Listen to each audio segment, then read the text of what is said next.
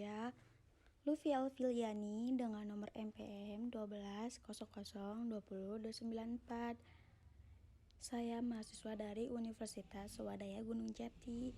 Di sini saya akan menjelaskan tentang tatap muka pertemuan ke-14 dengan judul Memperbaiki Kompetensi. Oh ya teman-teman, terima kasih ya sebelumnya sudah mengklik video ini, dan jangan lupa like, comment, and subscribe. Yuk kita simak videonya baik-baik. Jenis dan kategori kompetensi dibagi menjadi 8 bagian. Konsep dan sejarah kompetensi. Roy Spencer dan Signe Spencer 1993. Kompetensi karakteristik dasar perilaku individu yang berhubungan dengan kriteria acuan efektif dan atau kinerja unggul di dalam pekerjaan atau situasi.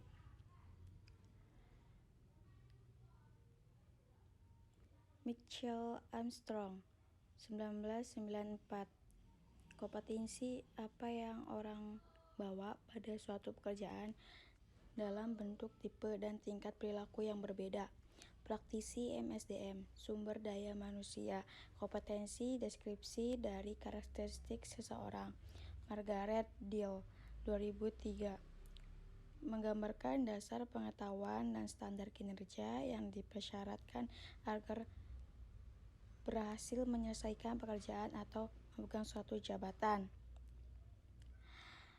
NCVX dalam Margaret Deal 2003, kemampuan untuk menjalankan aktivitas dalam pekerjaan. Training Agency 1998, kemampuan untuk menjalankan aktivitas dalam pekerjaan atau fungsi sesuai dengan standar kerja yang diharapkan.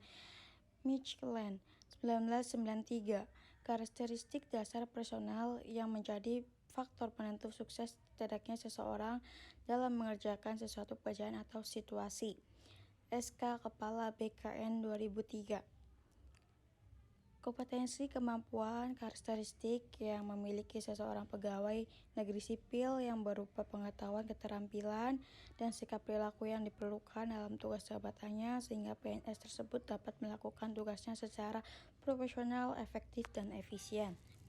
Selanjutnya ada komponen kompetensi dibagi menjadi 3, yaitu yang pertama ada motives. Motif menggerakkan, mengarahkan, dan menyeleksi perilaku terhadap tujuan atau kegiatan tertentu. Trends, karakteristik fisik dan respon konsisten terhadap berbagai situasi atau informasi.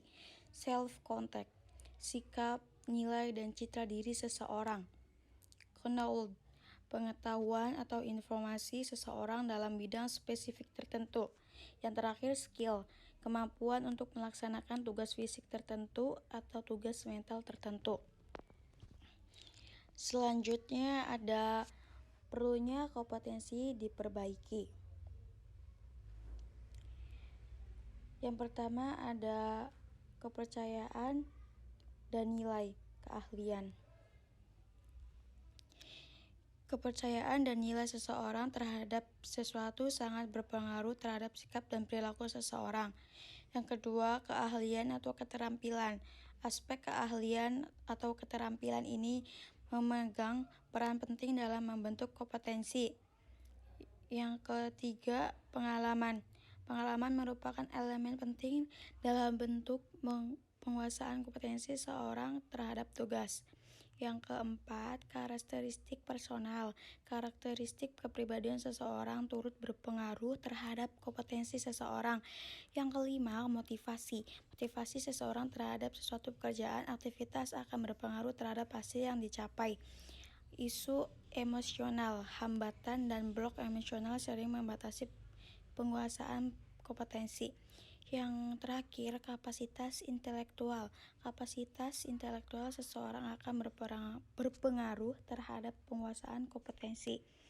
Selanjutnya, tingkat perbaikan kompetensi menjadi 3 bagian, yaitu yang pertama, mudah diperbaiki, mengembangkan orang lain, efisiensi produksi, kerja tim, keahlian teknis, dan orientasi pelayanan pengelolaan kinerja. Yang kedua, agak sulit diperbaiki. Orientasi hasil, kualitas keputusan, pengaruh penyelesaian konflik, pemikiran, analisis, kecerdasan organisasional. Yang ketiga, sulit diperbaiki. Inovatif, integritas dan kejujuran, pengelolaan tekanan, kejiwaan, pemikiran konseptualis, fleksibilitas. Selanjutnya, perbedaan kompetensi dan konsep lain. Kompetensi menunjukkan pada pendekatan perilaku tertentu dijadikan parameter untuk mampu melaksanakan pekerjaan secara efektif, berhasil, dan unggul, superior. Selanjutnya ada metode penilaian kompetensi. Dibagi menjadi 3 alternatif untuk desain kompetisi. Yang pertama, desain studi terbaik atau klasik dengan menggunakan sampel. Kedua, desain studi pendek dengan panel ahli. 3, studi terhadap pemegang jabatan dan pekerjaan di masa depan. Rancangan studi. Rancangan studi terbaik model kompetisi dengan menggunakan sampel yang terdiri dari 6 tahap atau Spencer dan Spencer. Yang pertama ada menetapkan kriteria kinerja efektif, yang kedua mengidentifikasi kriteria sampel, yang ketiga mengumpulkan data, yang keempat analisis data dan pengembangan modal kompetensi, yang kelima validasi model kompetensi, yang keenam mempersiapkan penerapan model kompetensi. Tahap untuk merancang studi kompetensi. Yang pertama, menetapkan kriteria. Menetapkan ukuran atau kriteria untuk menetapkan kinerja unggul efektif dalam pekerjaan yang akan dipelajari. Kedua, mengidentifikasi kriteria sampel. Kriteria efektivitas kinerja yang dikembangkan dalam tahap 1 digunakan untuk mengidentifikasi kinerja. Yang ketiga, metode pengumpulan data bervariasi. Terdapat 6 metode, yaitu B, panel ahli, survei, database model kompetensi, sistem ahli, jabatan, dan observasi langsung. Yang keempat, analisis data dan pengembangan model. Pada tahap ini, data dan seluruh sumber dianalisis untuk mengidentifikasi kompetensi, kepribadian, dan keahlian yang dimiliki pekerja. Yang kelima, validasi model kompetensi. Model kompetensi yang diuji dengan melihat jika model dimaksud memprediksikan kinerja dari orang-orang dalam kedua kelompok sampel pada waktu sama. Yang keenam, mempersiapkan penerapan model kompetensi. Apabila model ini telah divalidasi, model kompetensi ini telah dapat digunakan untuk berbagai keperluan. Dimensi kompetensi. Beberapa ahli membagi kompetensi dalam klaster atau gugus dan dimensi seperti 1. Boytens dalam Williams 2002.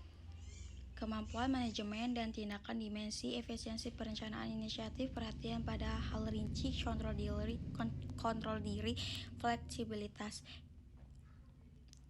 Yang kedua, Dulwich dalam Armstrong 1995.